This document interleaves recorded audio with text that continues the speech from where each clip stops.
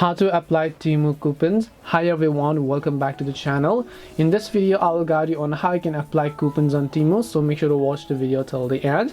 Now there are two ways to apply coupons on Temu. The first way is by simply opening the Temu app here, then making sure that you're signed into the account, and after you sign into the account you're going to set this tab of interface, and for the first way just come to this U option, go to coupons and offers, enter the coupon code, hit the apply button.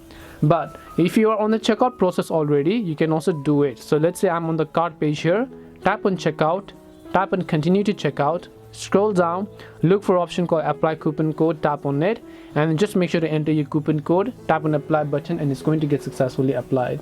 This way you can apply your coupon code on Temu. Hope this video was very helpful to you guys, and if it did help you, then make sure to leave a like and subscribe to our channel. If you have got any questions, then feel free to leave them down. Thank you for watching till the end, and see you soon in the next video.